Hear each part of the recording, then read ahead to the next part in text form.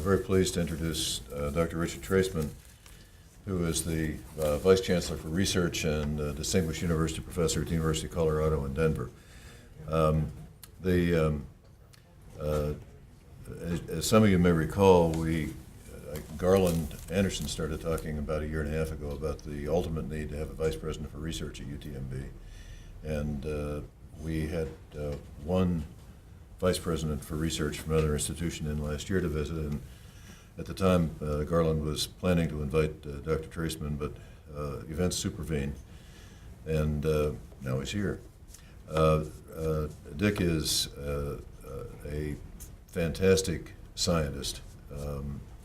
That's his background. He still has a very, very active research laboratory, but I think the key thing for purposes of this lecture is the fact that he is really doing an impressive job of putting together multidisciplinary research at the University of Colorado, not just the medical school, but the other units of the University of Colorado that are in Denver. I think what he'll present is a model of research integration that really might have a lot of applicability to UTMB. I'm sure there will be some time afterwards for questions, and appreciate you all coming. Thanks, Don. It's a pleasure to be here. I've got some prepared remarks about what I do as a Vice Chancellor for Research at the University of Colorado, Denver, in the Anschutz Medical Campus. And I'll try to go through them reasonably quickly to leave plenty of time for questions about at least what I've done and how I've done it. Hopefully you'll find many things applicable to what you're trying to do here. Well, here is our new campus. Some of you may know that the University of Colorado Health Science Center moved. We moved from downtown Denver to now occupy the old Fitzsimmons Army Base, which is 1 square mile. So we have roughly about 1,000 acres. And our campus has moved everything to this new campus. So we built, as you will be able to see here, a new hospital, which has only been up for a couple of years. We now have a completely new hole in the ground with another 10 stories for a wing of that new hospital. We're more than 100% census, and it didn't take us 2 months to get there, so we needed another wing. The hospital's about 500 beds. We're adding 275 beds with the new wing. Children's Hospital is right here. Children's Hospital is about a 275-bed hospital. We're doubling the size of that now. Children's Hospital opened 2 years ago. It seems like just yesterday we were all out Christmas Day moving the kids in from the old Children's Hospital, but that hospital, Children's, is now completely booked. Kids are welcome there, but we don't have any rooms. You'll get a bed, but you'll be out in the hallway. So it became absolutely imperative to increase the size of both of these hospitals. That's how we make a lot of our money, as most hospitals. You can also see right in this area is the old Fitzsimmons Army Base Hospital, which is now an administration building. And here's 1, 2, 3 big research buildings. Each one of these research buildings is about 600,000 square feet of usable space. If you look at our master plan, we've got research complex 1, 2, 3, 4 will be in here, 5 will be in here. 6 years ago, this entire area was the Fitzsimmons Army Base, and all you could see were these barracks. There are a few of them left, here, but we're building out this campus slowly but surely.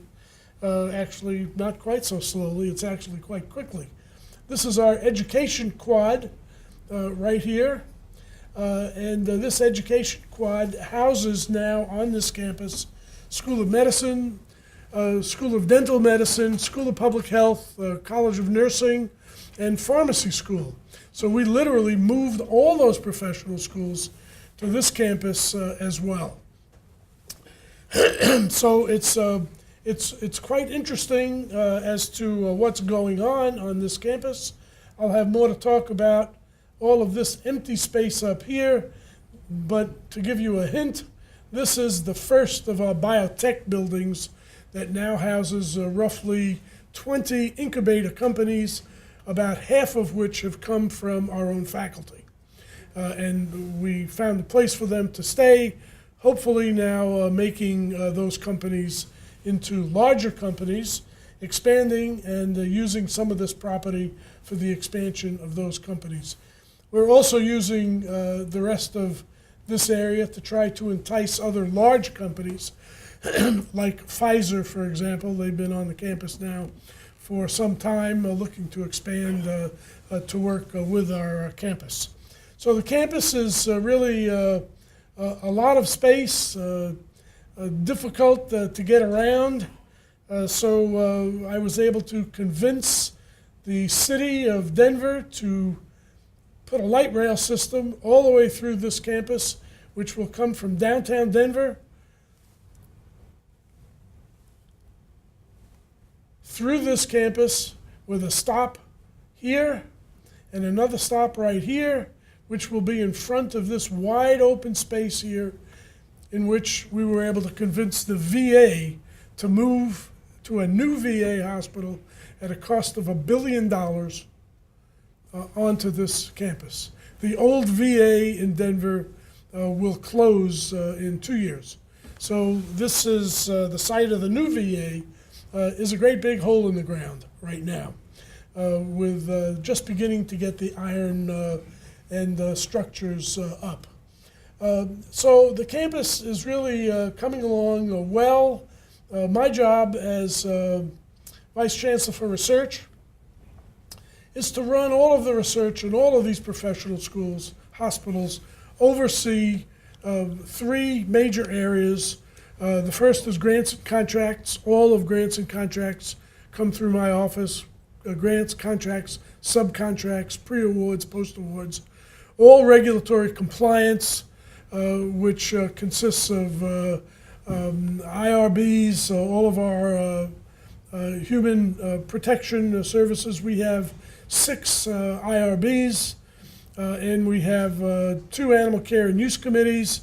We have a radiation committee, drug enforcement, so on and so forth. All of those come through my office. And all animal facilities and vivarium issues come through my office. Those are the things I like the least. You have to do them, somebody has to do them, and somebody has to do them right, so that we're not under suit for $10 million from the federal government for something that we really screwed up.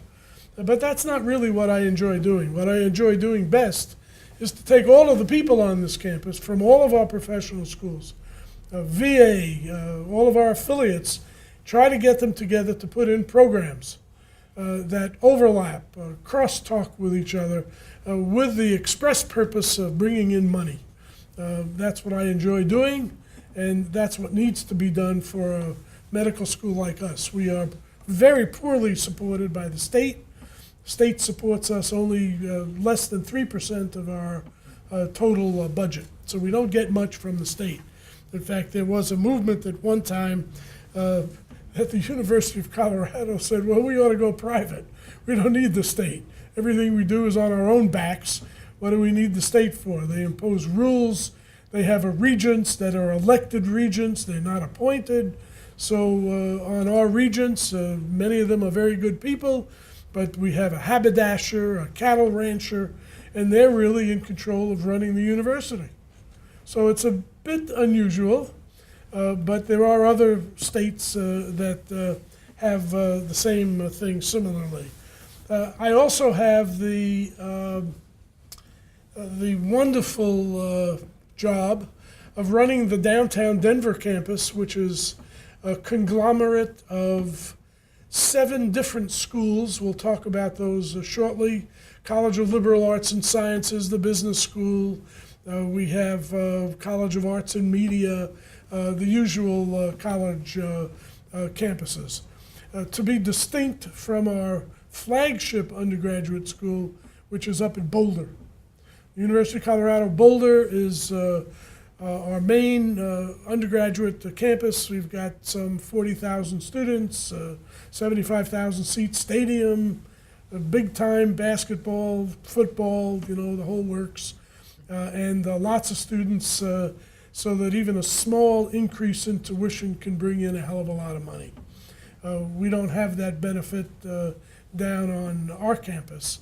Nevertheless, we are distinct from Boulder, except part of the same university system.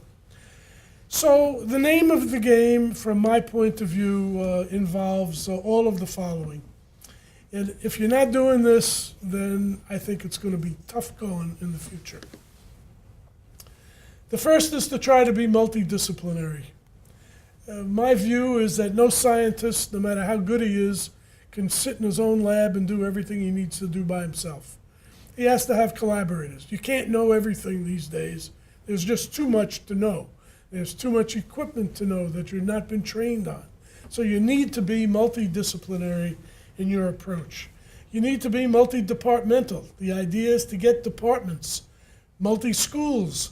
You need to have schools and departments working together.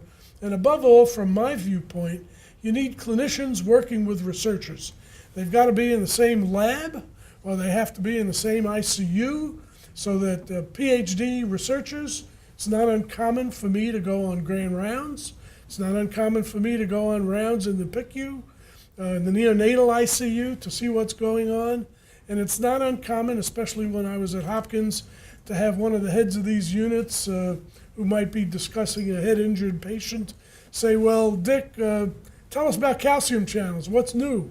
Anything we should be aware of? So you get an opportunity to interact with clinicians, formulate ideas for research projects from the clinic, and then bring them back into the lab.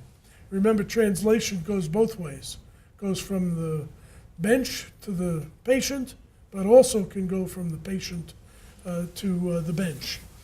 We have organized our place along the lines of translational research.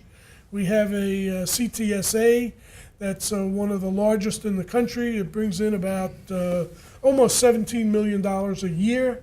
We were funded 3 years ago. We're up for renewal now in next December 1. We'll have to see what NCATS puts out for an RFA, which they have not done yet. We're waiting patiently to see what they're going to emphasize, but we're trying to write now the things that we need to write for a renewal.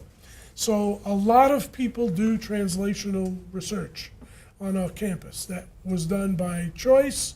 When I got there, that's where my interest was, and that's what I've tried to foster, and I foster it with dollars.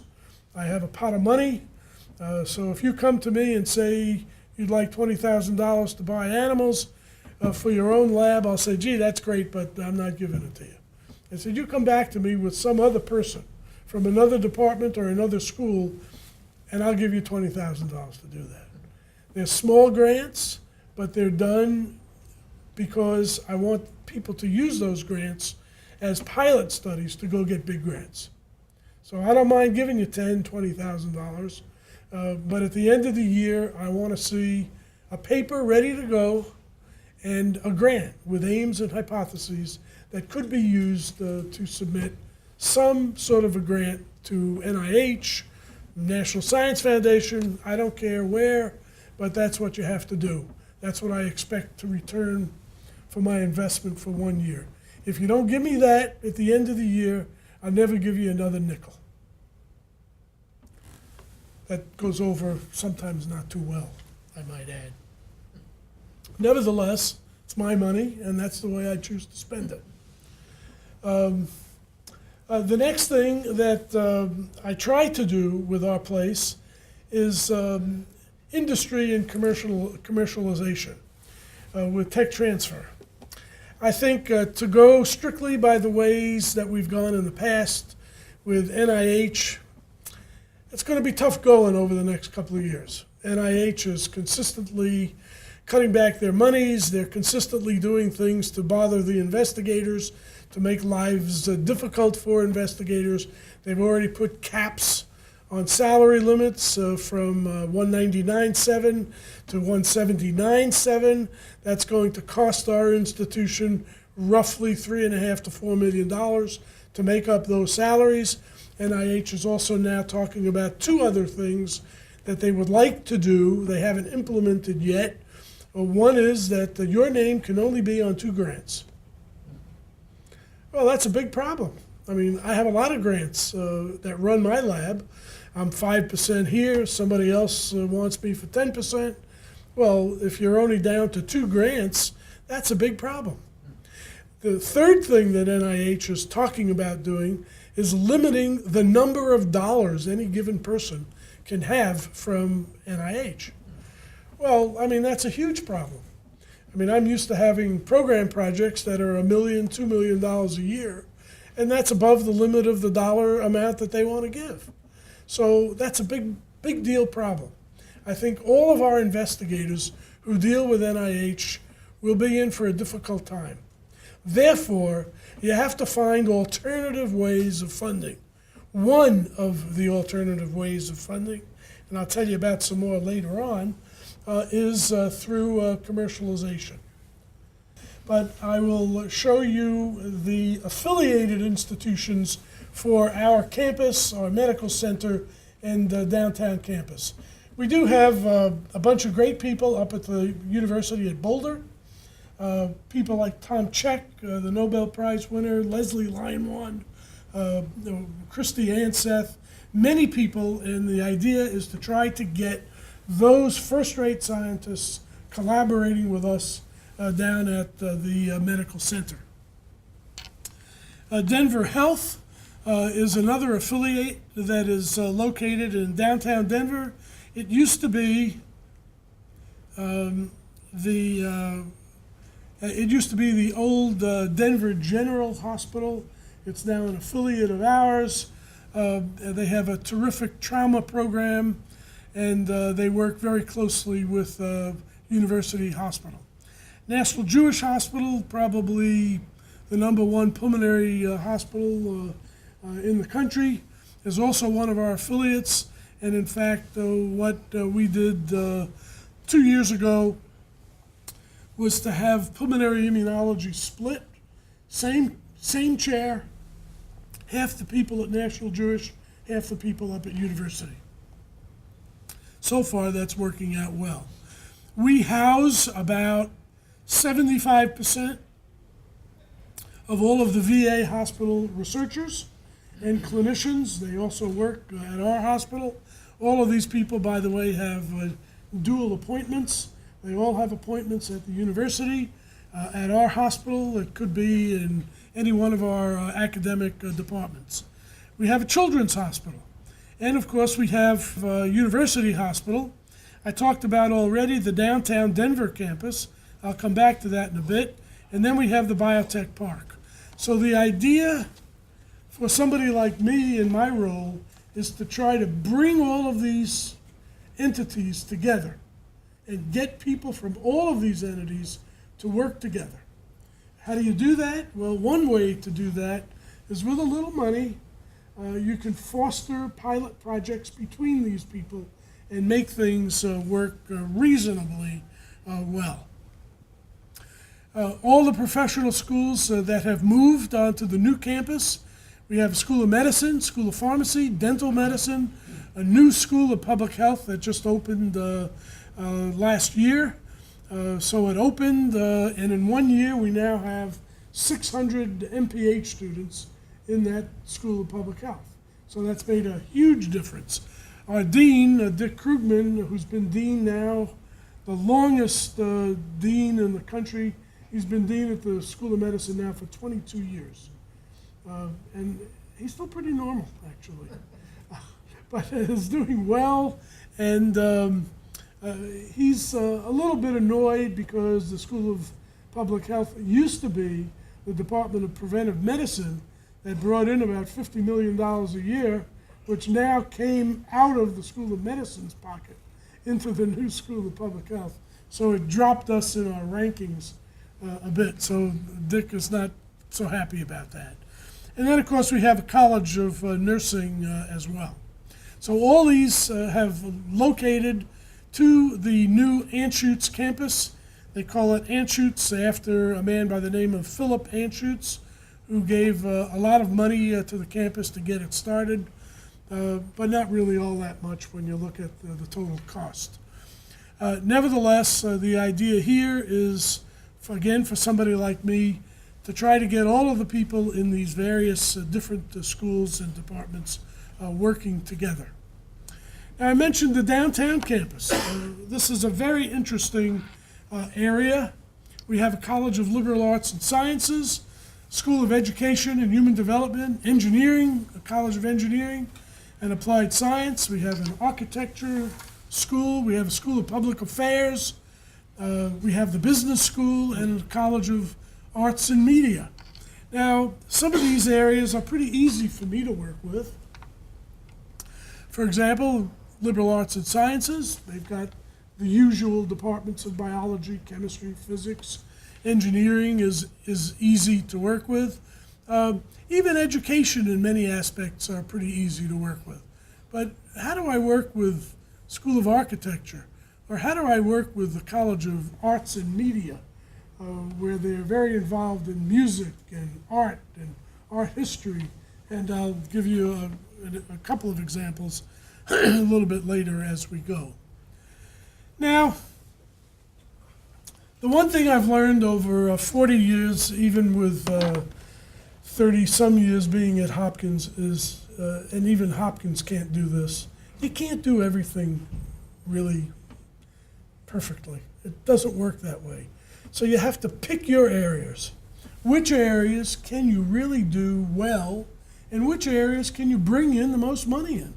What can you do to solidify these areas? And these are the areas that we really do well at our place. And I put these in alphabetical order, not to bias one or the others. We have a tremendous American Indian Health Center. Indian tribes from a 6-state radius come to our Health Science Center to be treated. I mean, it's really remarkable. We have inns with almost all Native American Indian tribes, and we have a whole building that was set up just to handle Native American Indian health care.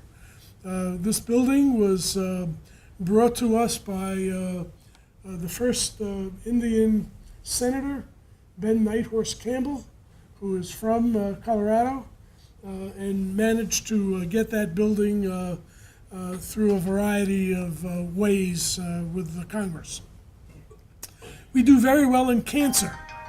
Not all cancers, but particularly breast, lung, and prostatic. That's our real strength, and those are the areas that we try to foster. Yes, we're a hospital. We have to be able to treat other cancers as well, and we do that, but that's not where we're putting our big dollars. We put our big dollars into a comprehensive cancer center for these areas. We do very well in cardiovascular disease, hypertension. We have the Barbara Davis Diabetes Center. We do not have a neuroscience department, but a very strong neuroscience group with a big training grant. So we continue to work in that area. We have a great health and wellness center run by Jim Hill, nutrition, lifestyle, obesity. We do very well in certain organ transplantation.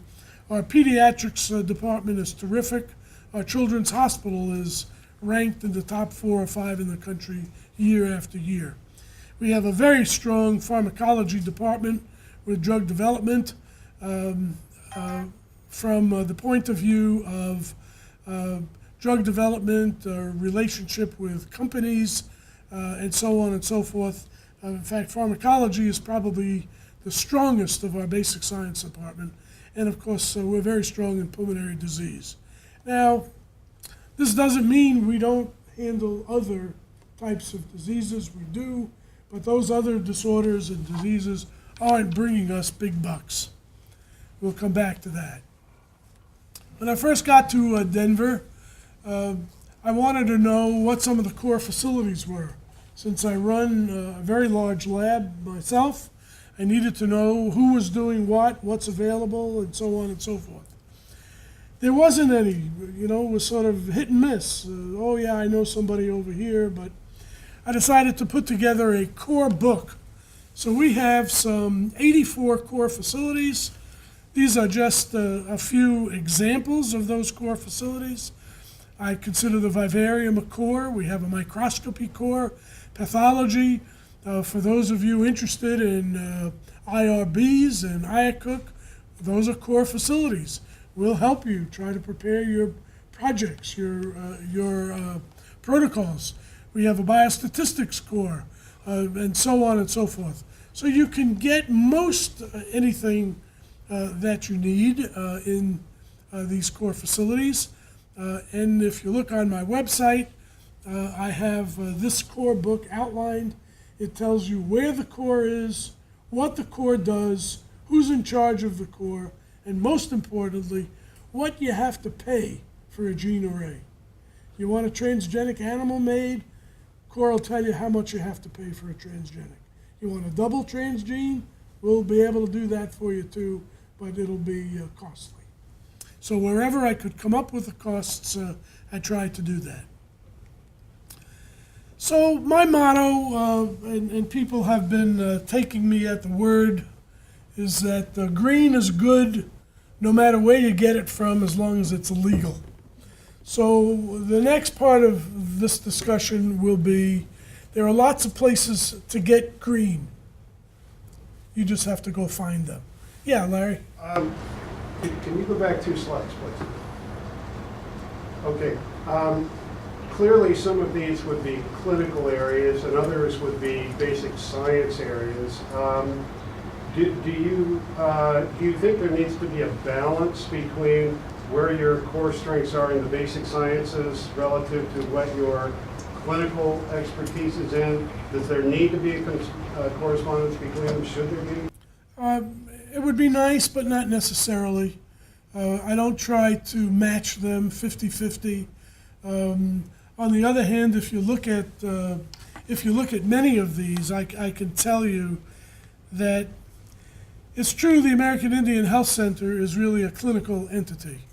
There are a number of people doing research, though it's clinically oriented research, on Native American Indians with the School of Public Health. So you could say that's clinical, but I would say it's research too. So it's a combination of both. For cancer, we have, sure, a big clinical program, but in each one of these areas, we have a lot of PhD and MD basic scientists working with a variety of animal models of these cancers. Cardiovascular disease, a number of people are interested in hypertension, coronary artery disease. Peter Buttrick, a number of others are doing animal models as well as clinical studies. Diabetes is big time at our place with the Barbara Davis Diabetes Center. Lots of basic science with MD, PhDs, lots of clinical people as well. So in almost all of these areas, probably less in transplantation, but you wouldn't have to think hard to get all the immunology people together and say they'd be doing stuff in that area too. So I think it's not necessary to have a direct 50-50 split, but from my point of view, you need to support what's bringing in the money. Unless you've got something that's so brand new, that's so interesting and exciting that you have a hunch in your crystal ball that that's where things are going to be in 10 years from now. You know, remember the old famous hockey player who used to say, somebody interviewed him and said, well, what makes you so great? And the hockey player responded, well, he says, I don't know what makes me great, but I know one thing. I know where the puck is going to be. That's where I go. Now, if it were so easy to do in science, we'd be geniuses. I don't know where science is going to go in 10 years from now. Who knows? But you got to take some chances and put your bets down to see what happens. Fortunately for me, 10 years, maybe I won't be here. So I won't have to cash in on those bets. If I win, that's great. If I lose, well, okay. What can I do? So I think you just need a mix of people to do this. So as long as it's legal, and the next part of this talk will try to show you where we get our money from. We bring in $421 million last year of extramural support. Most comes from NIH, government, other Department of HHS, some other federal. So probably 63% of our dollars comes from the government. The rest comes from a variety of sources. Industry, it used to be 2% when I first got here. Now we're up to 13% with industry. So a variety of other associations, foundations that people really haven't taken advantage of in the past. We're trying to get to take advantage of now. Yes, How Larry? many PIs do you have? We have, you mean in basic or That both? That would be contributing to this pie. Contributing to this pie, we have about 1,100 major PIs, and we have about 2,000 clinical people, some of whom are PIs, particularly on clinical grants. Some are clinician scientists, so they are also involved in bringing in these dollars as well. So it's a mix. Now, where does the money come from? For example, the NIH. You take advantage of every possible institute that there is. So we have monies from almost every institute, mental health, neurologic disorders, heart, lung, and blood. So wherever your grant can go, into whichever institute it would fit best. That's part of my job, is to try to help people determine with their grants where they should submit these grants. If they're doing grants for foundations, I've also prepared a book that's got the list of every funding agency in the United States. Where you can get money, what does it fund, what kinds of things does it fund, what are its deadlines from last year, how much money does it give, so on and so forth. And where can you get that book? You can get that book on the website of a group called Office of Research Development and Education. So we will even give an investigator, if you come to the ORD office, sit down with ORD and say, look, I'm interested in this very unusual problem. Could you do a search for me and tell me which granting agencies would be interested in funding what I'm doing? And we'll do an index for you and then spit out for you however many agencies there are that we could find that would help you.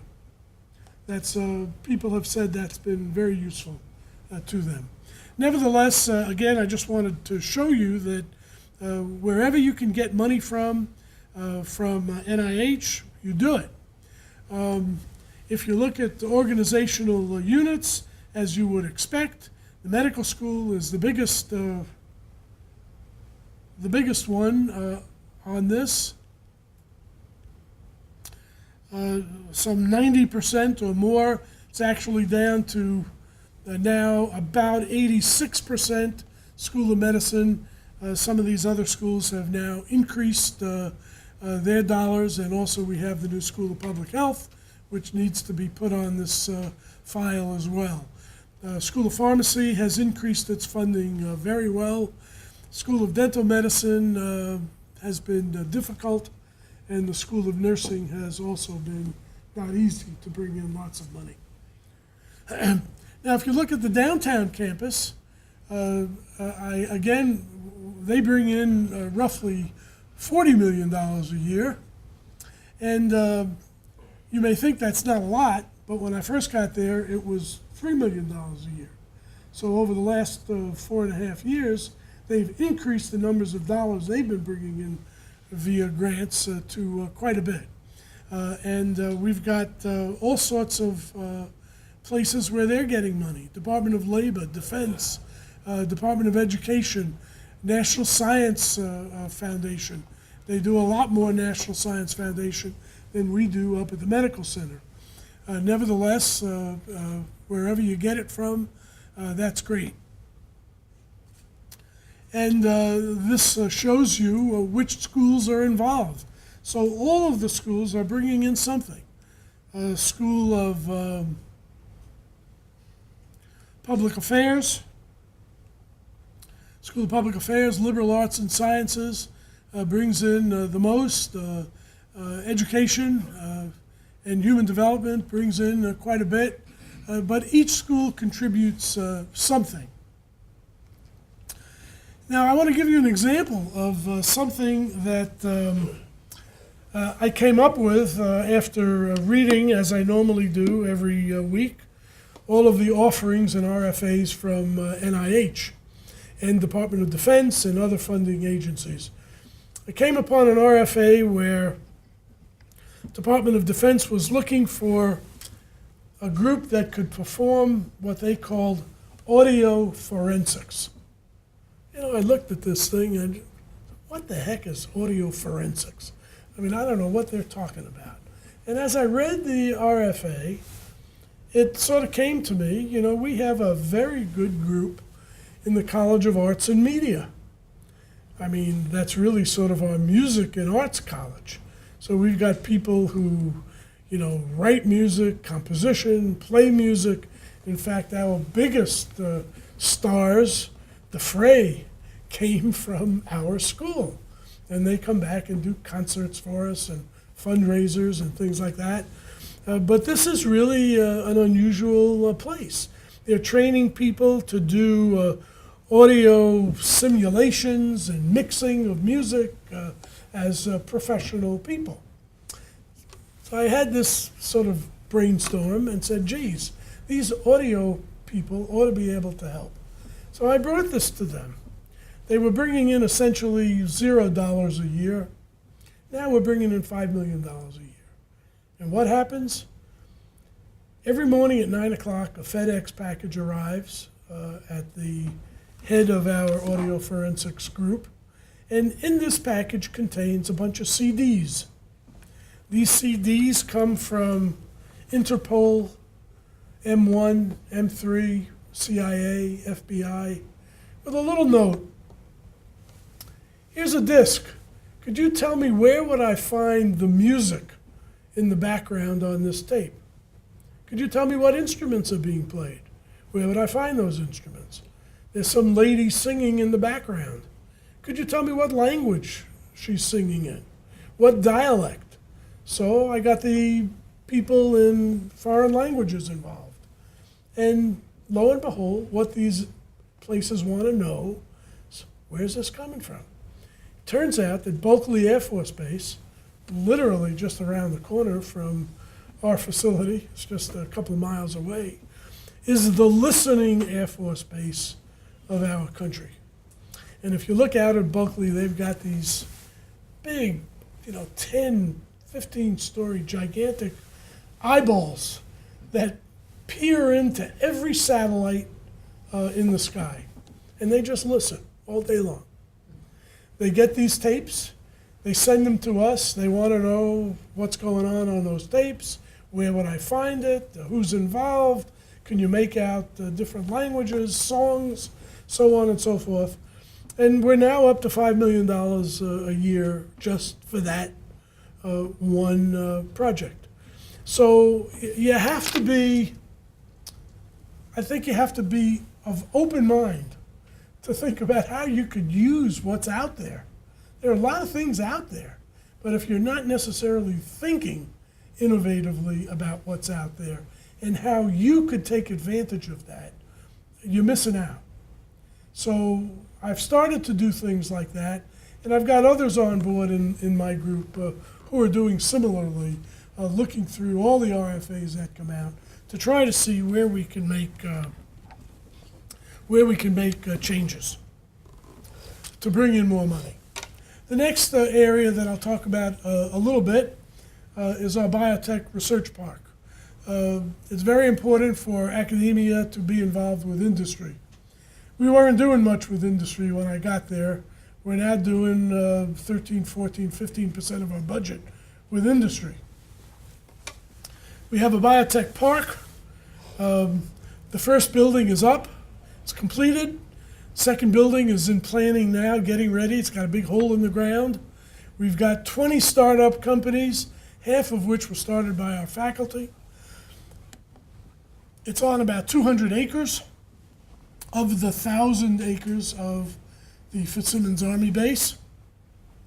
And we've contracted with two groups of private groups, the FRA, the Fitzsimmons Redevelopment Association, and Forest City, which is an industry development company. And they are working with us to develop industry academia relationships. It's not easy, but it's something that's worthwhile. What does industry want from us in academia? They want access to our clinicians, researchers, for intellectual aspects, for the development of whether they be new drugs, new devices, things of that nature. They want the use of our vivarium. They want the use of our core facilities, for which, by the way, they have to pay. And they want the use of our IRBs and our IACUCs, for which they have to pay. And they want use in the end of our hospitals and clinics for clinical trials as part of multi-center trials. And that's just fine with us. I try to foster that because companies, I think, are an alternative means of funding that will be bigger and bigger in the future. A couple of lessons learned from other institutions. When I was at Hopkins, this goes back 25 years ago, 30 years ago now, Hext came to Harvard and said, look, Harvard, we'll give you $10 million a year, set you up, build you a building. We want you to be leaders in genomics. So for those that don't know, that's one of the ways Harvard became such a genomics center of the world many, many years ago. Pfizer came to Hopkins at the same time, or pretty close to the same time. Hopkins had a very good pulmonary program. And they said to Hopkins, we'll do the same with you as Hext did with Harvard. We'll set you up, we'll build you a building, we'll give you millions of dollars a year to run this program. We want your expertise in pulmonary, asthma, and as you will remember, Pfizer is one of those companies that was the early leader in all of these breathing sprays that you could inhale, the inhalers for asthma and airway dilation. And Hopkins, in its inimitable way, said, are you crazy? I mean, we're not going to get in bed with you guys. I mean, we're academicians. And Pfizer went away. Where did they go? They went to National Jewish in Denver. That's how come National Jewish ended up being one of the primary pulmonary places in the country. They had a lot of Pfizer money early on to do that. Stanford, one last example. Stanford has got a new program that's ongoing that we are trying to do as well. Stanford is trying to bring in philanthropists to start their own venture capital group. We're trying the same thing now in Denver.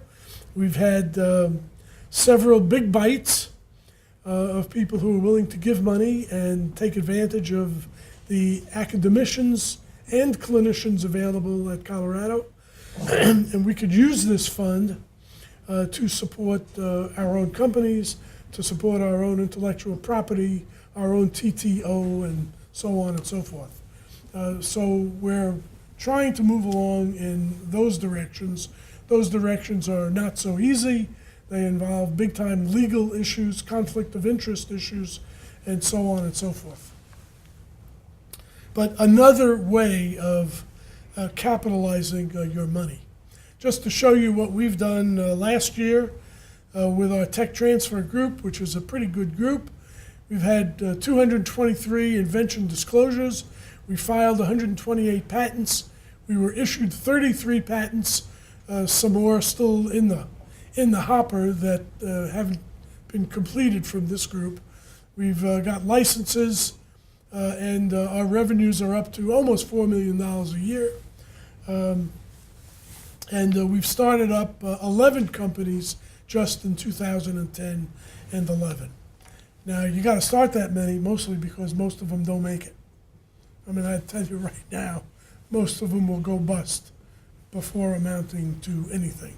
Nevertheless, you have to try to maximize some investments. Here's our venture activity with the numbers of companies per year.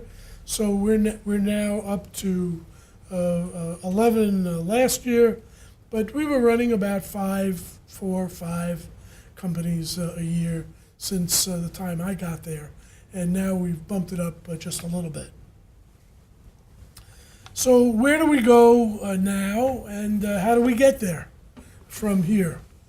From my point of view, we need to continue to build and expand. We have more research buildings on the way, our hospitals being built, the VA is being built. We're trying to get National Jewish to relocate to our campus as well. We'll see how successful that will be.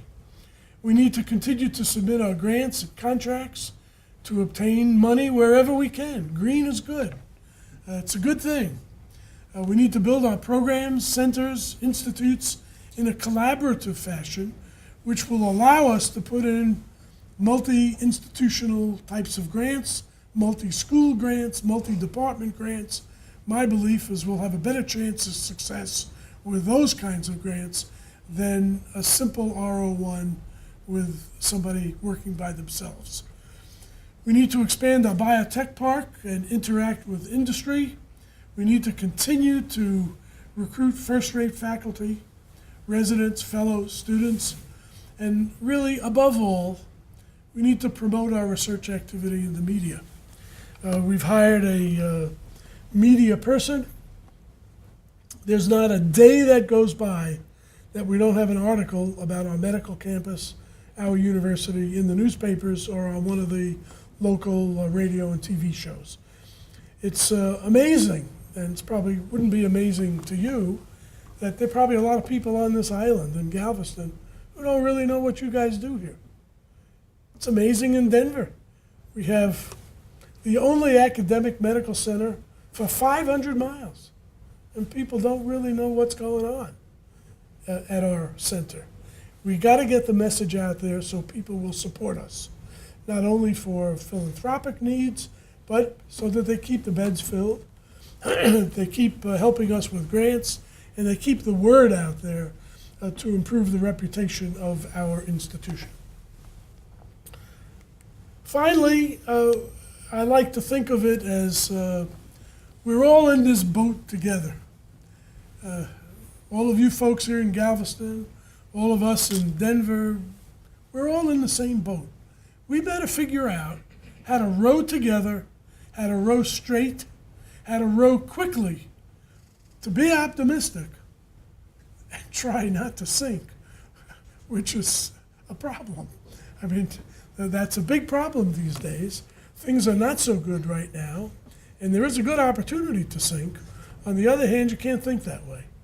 Now's the best time to do the kinds of things that I've been talking about, because sooner or later, like it always has in the past, these things are cyclical. It will come back. And if you're not poised to capitalize when the time comes when all of this money comes back, hopefully, you're going to be in trouble. I was reminded of this whole deal about being in a boat when a good friend of mine, George Dover, who is chair of pediatrics at Hopkins, and myself and our wives and families took a trip up to Alaska to do the inland waterway. And we had a guide group who took us on a river that we had a kayak down, about 15 miles or so. Not an easy feat. And the first thing I would point out is that here are two rather large individuals stuffed in a kayak whose water level was almost above the boat. So every time we rowed, a lot of that water came right into the boat. We were in danger of sinking all the time. The next thing the guide told us was stay away from the edge of the water. For some reason, the bears like to go after these orange-colored kayaks, and they'll chase you right into the water. Well, of course, we didn't really pay much heed. We got right up close to the edge of the water, and sure enough, a couple of bears come running out and chasing us. And George was sitting in the front. I said, George, we got to get the hell out of here. So he starts rowing, the water splashing all over. We had to learn pretty quickly that we had to figure out how to row together. It was easy when you're sort of coasting down the waterway and you don't have to worry about anything. But not so easy when you got a couple of bears on your tail who literally jump right into the water and chase you. So we're moving as straight as we could, as quickly as we could. We're each yelling at each other, but we're still optimistic that we're going to survive this. Somehow we would survive. And sure enough, a couple of the guides came back and, people turned around and said, oh my God, they're dead. And we didn't sink. We were optimistic. And it reminded me that our medical centers work pretty much the same way. You need to be optimistic about what's going on.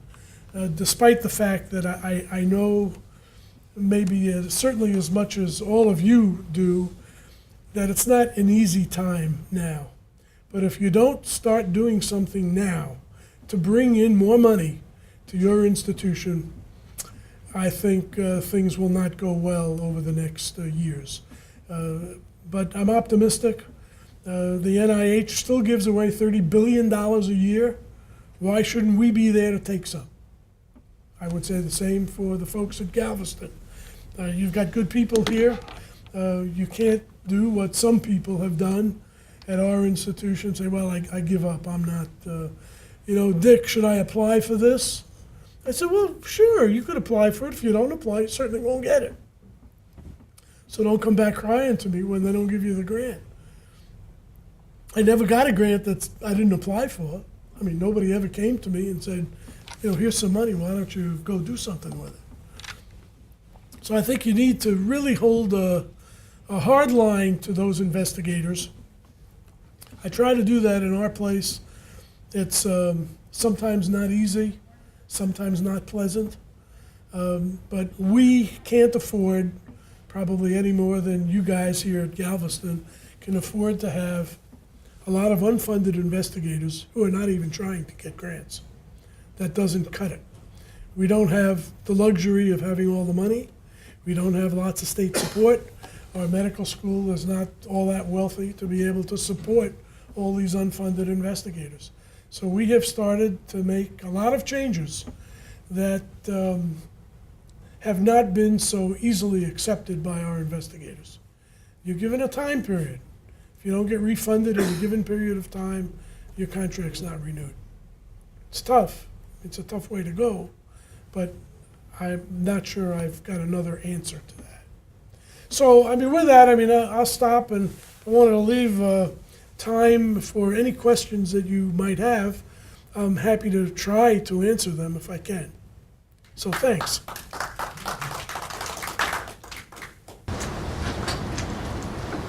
The biotech park that you made, was that through state monies or through university money? Is that the biotech park that you made? The biotech park was, we bought that property. That property was given as part of the Fitzsimmons Army base. that was indeed part of the Fitzsimmons Army Base deal that went with the Army base when we took it over. We had to pay some money to the government on it, but it really was not very much. We didn't really want to move. We liked the downtown. Right, and I was thinking more of the biotech companies, with a substantial amount of money to start up a biotech park and put the buildings up. Yeah, our tech transfer helps. They can pay for certain things for startup ventures. Also, the investigators from our institution, I mean, their job is to go out and get venture capital too. So the combination of the institution, institutional dollars, venture capital dollars can actually get somebody started, and they can then rent space in the biotech park. Some people have actually used their own space within the institution, but that's fraught with a lot of difficulties. Conflict of interest, who owns what, who gets credit for what, where do royalties come if some big deal is discovered. So we would prefer people to rent space in the biotech park. Helps the biotech park too. Yes? There are some people around who have the philosophical view that a VP for research should not have an active research program of their own, shouldn't have a horse in the race, where you won't be viewed as completely unbiased and institutional centric. And obviously, you've been very successful while maintaining a research program. Have you ever gotten any of that kind of view from any of the faculty at your campus? No, in fact, contrary. When I came to this job, the chancellor and the president said, look, we want you to be the vice chancellor for research for the whole business. It's all yours. We don't care if you do research. We don't care if you have a lab. We don't care if you get grant money. Just keep us on track. And I said, well, if you want somebody to do that, you got the wrong person. I need to bring my lab. I need to have the respect of other investigators. I don't feel, it's me personally, I don't feel you can have the respect of other investigators for whom you have sort of oversight if you're not one of them. Now, am I biased? I mean, just ask me. I don't think so. I mean, I don't give myself money. I mean, that's clearly not allowed from my point of view. I give monies to everybody else, but not to me. Not for my lab. So I think if you're not involved in research, if you're not writing papers, if you're not writing grants, I don't want the 1,000, 1,500 investigators in our institution to say, geez, you know, Dick Draceman, he used to be really pretty good, but, you know, he's a has-been. He doesn't do that anymore. He doesn't know about papers. He doesn't know about the NIH. I still sit on study section. I mean, you have to do what they do. And my point there is it's very selfish. And look, I got a day job. If I can do it, you ought to be able to do it too. And if you're not doing it, then there's something wrong. So I haven't taken any flack from that. Yet. So I have the same question, but actually the issue is, for me, more, is there bias towards a certain type of research? Certain things are really good to do, and really against other things. I saw that. I mean, infectious disease areas, I had a lot to do with building up here. There was a vice president who absolutely didn't want it and didn't help at all. No, I think you do have to be unbiased, and you have to try to help those areas that you're recruiting people to. Now, it's also true, and I said before, that you can't be great in everything. I mean, you just can't be. You know, we've got 23, 24 departments at the institution in just the School of Medicine. That doesn't account for all the other departments and all of our other professional schools. And we've got 30 institutes, centers, each with their own deal. You can't be great in all of them. So somebody has to pick It's not easy, but you got to pick. Which ones are you going to try to devote most of your money to? Now, it's true, we're not so great in dermatology, yet we needed a new head of dermatology. The new head of dermatology comes in and says, well, you know, I'm very interested in dermatology, but I need a little lab. Okay, so you do what you can to get him a lab, you get him some startup money, but is that an area where we're going to bring on 5 more investigators? Not yet. Now, if he comes here with the startup package that he has, and suddenly brings in 2 grants and brings in fellows and they bring in KO8s, sure, I'll start thinking about how good that could be. But you have to do it in a fair way. So why hadn't the School of Engineering been more successful? Our School of Engineering, you obviously must know about the School of Engineering at Denver and Boulder. No. Okay, well, it's a very interesting question. We just brought in a new head of our engineering group, Robin Shandis, who is going to change a lot of that. There's been some political problems. We have 2 schools of engineering. We have one at the downtown campus and one at the Boulder campus. And they don't see eye to eye. So they had a big fight. There was a big schism. And so now we're trying to go it alone. And over the next 2 years, interestingly enough, the engineering school at Boulder will be closed. Now, isn't that unfortunate? That's unfortunate because these 2 people couldn't figure out how to work together. So somebody had to lose. In my opinion, they both lost because they could have done much better together than singly. And now one will no longer be in a couple of years. It's not smart. I don't think. But now the That looks like a existing, good opportunity for biomedical research, to have that interdisciplinary Yes. connection with the School of Engineering, if it's got, bioengineering and Yes. chemical engineering. and not only that, but we have, while the School of Engineering now has got most of its home base down at the undergraduate area, where they teach a lot, we have made space up at the medical campus for engineering and have just given 15,000 square feet of lab space to Robin to run the research out of the entrance medical campus in conjunction with the clinicians and the other basic science investigators. That's what we wanted. That's what we wanted to happen at Boulder as well. But I think they're so angry that at Boulder that we won't get them in the fold, at least not soon. Yes. There were a couple of areas that I noticed were not on your list of excellence. I just wondered what you think about those. One was bioinformatics, and the other was health professions, OT, PT, research, rehab. Yeah. Bioinformatics. I was just telling somebody yesterday or earlier this morning, bioinformatics is going to be big. If you're going to bet on something, you better bet on bioinformatics. Bioinformatics is, we are now just started a new division of bioinformatics, interestingly enough, coming out of the Department of Medicine. But there'll be a new division director, and the idea of bioinformatics is to combine all of bioinformatics with our EPIC system, our medical system, with electronic research administration, and that should be a much bigger deal than it has ever been before. It's more structured.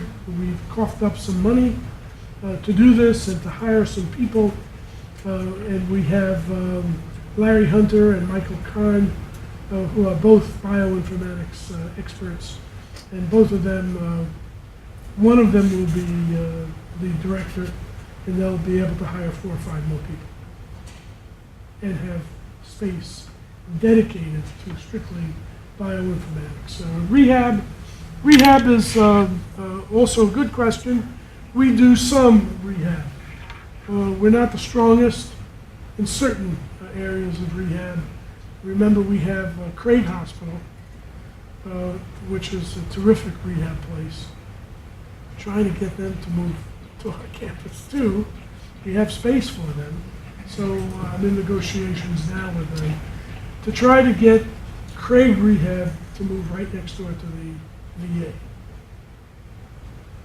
They do a lot of head injury work, trauma injury, and rehab from spinal cord injury, and that would be a natural. So if we could do that, that would be a coup. Other questions? Thank you very much. Thanks.